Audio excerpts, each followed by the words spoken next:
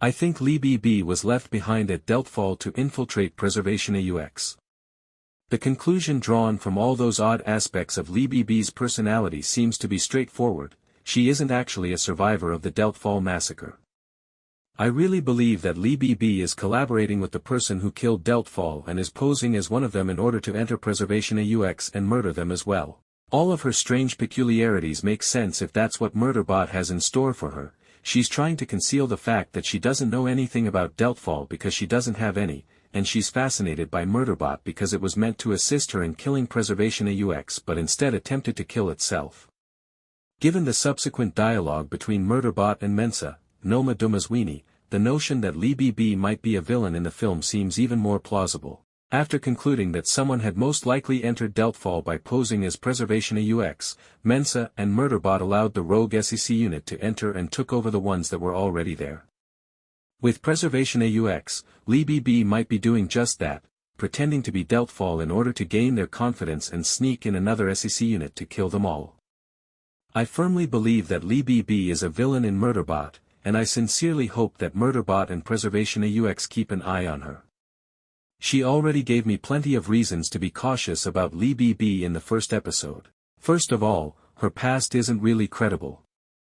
Leebeebee stated that they were an indentured servant of DeltFall and had little knowledge of their activities, although it appeared that this was a fabrication to keep Preservation AUX from inquiring more. Additionally, she completely disregarded Murderbot and Arada, Tattiawna Jones, when they pointed out her strange actions, such as looking at and discussing Murderbot's genitalia.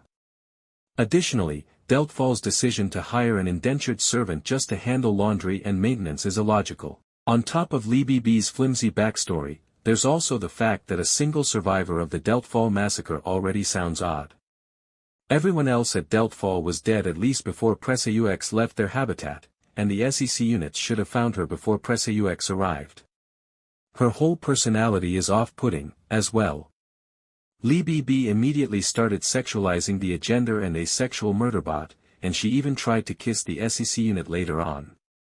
Some of that can be attributed to shock, but altogether, it paints a picture of Leebeebee being much stranger than she seems. It's one thing to be strange, the majority of Murderbot's characters are, but Leebeebee has also been acting suspiciously. Leebeebee was strangely insistent that they murder Murderbot before Preservation AUX could reverse the combat override module after Preservation AUX had returned it to their home and begun fixing it. She even had an odd encounter with Murderbot. Looks through a variety of camera records to catch up on events following its unsuccessful death before going into restart mode, when it is too feeble to accomplish anything else. The group begins dragging its limp carcass toward the hopper in a panic. Armed and agitated, Arada, Tattiawna Jones, shoots at the first indication of movement. Leebeebee, Konkle, a frightened lady in a blood-stained uniform who says she is the only survivor of the DeltFall atrocity.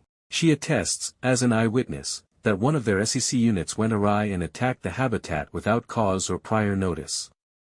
A thoughtful Mensah, Noma Dumezweni, detects a fishy odor on the hopper itself. Mensah is the only team member who witnessed, and managed to escape, the same devastation as Murderbot, and they both believe an unidentified third-party coerced one of DeltFall's SecUnit to kill them, even though she doesn't doubt Leebeebee's moral character. Leebeebee talks endlessly about Murderbot's not unattractive visage and its significant, bedroom potential in relation to their new tagalong. For that tactlessness, poor Murderbot is thankful it was unconscious. Only Rathi's, Akshay Khanna, reaction to seeing violence can match Leebeebee in terms of sheer embarrassment. Because life is short, he asks Pinley, Sabrina Wu, how many children she would want to have. He intends to name one of them SecUnit, in remembrance of Murderbot's sacrifice.